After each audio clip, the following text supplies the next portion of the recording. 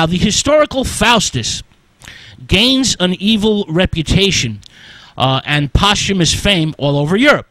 In 1587, there's a book published called the Faustbuch, the Faust book.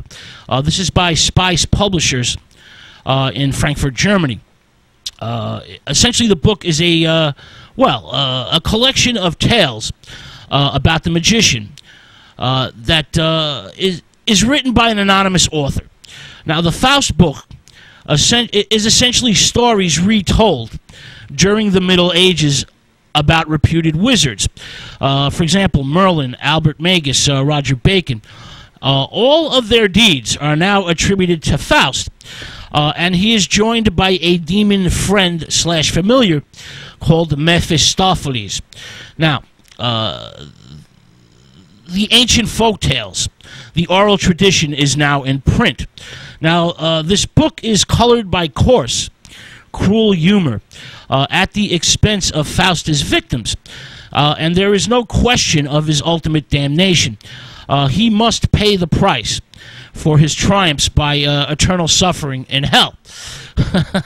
Now, the Faust book records Faust's history from his birth to his final encounter with the devil in calmly epical fashion.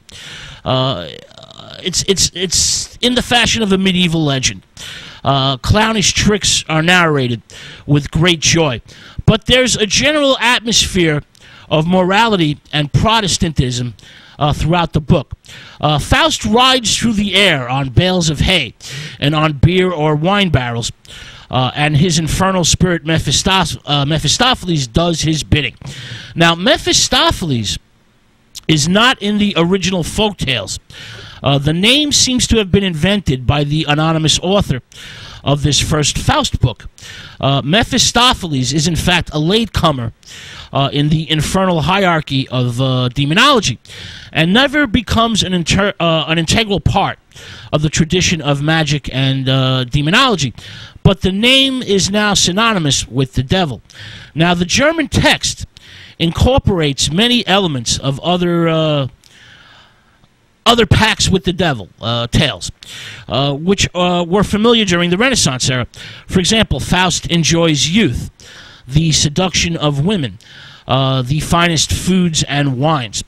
Mephistopheles teaches Faust the secrets of the universe and all the magic that the magician can know.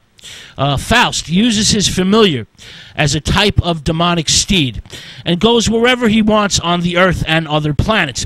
Nothing is denied him, even indulgences in pranks.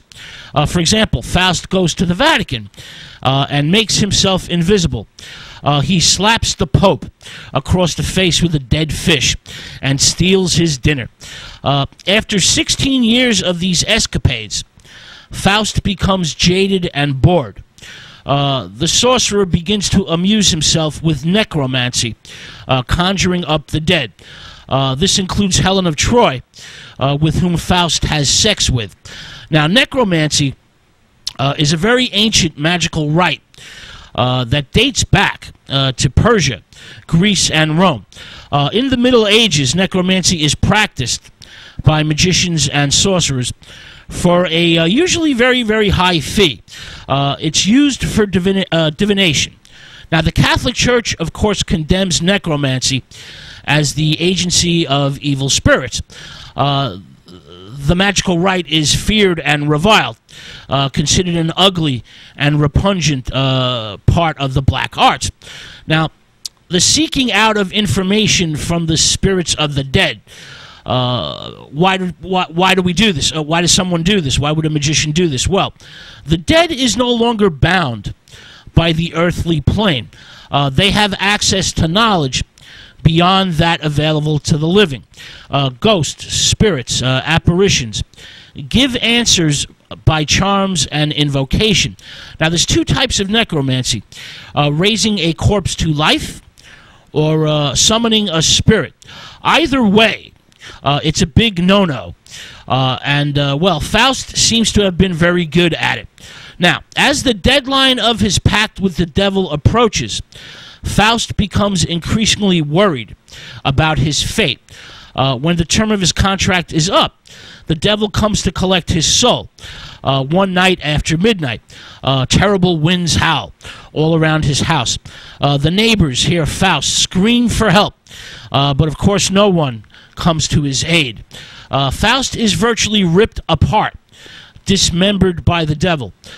His twisted torso, his twisted body is found outside in a pile of dung. His blood, his brains, and his teeth are splattered around his house, and his eyes are stuck to the wall.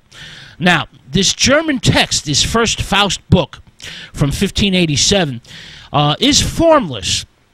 It's an array of lyric, epic, dramatic, operatic, balletic elements. It's a pastiche. It's a number of styles: Greek tragedy, medieval mystery play, Baroque allegory, commedia dell'arte, and Renaissance masque. It is in fact a type of review. The German text features an intense description of hell and a fearful state of mind for the hero/protagonist, plus the creation of the ruthless yet remorseful fiend/demon Mephistopheles. The book is sometimes realistic and inspires terror in the reader. The book urges the reader to repent, or else the reader will share Faust's fate. Now, this mixture of forms and styles is in fact a deliberate attempt to create a cross-cultural vehicle. The Faust book is speedily translated into many languages and read all over Europe. It's a big hit. An English prose translation appears in 1592. Now, this English version of the German text inspires the great Elizabethan poet-playwright Christopher Marlowe, who gives the legendary character even greater fame in his play The Tragical History of Dr. Faustus. Now, this play is first published in 1601, but we have no surviving copies from that publication. The earliest extant copy that we have is 1604, but the play was written sometime in the early 1590s. Now, Marlowe changes the point of view. Faustus is no longer looked at from the outside. He's now a living, breathing man, thirsting for the infinite. And the sinner becomes a type of tragic hero. Faust thinks of vast delights. The character ceases to care for the finite splendors of earthly knowledge.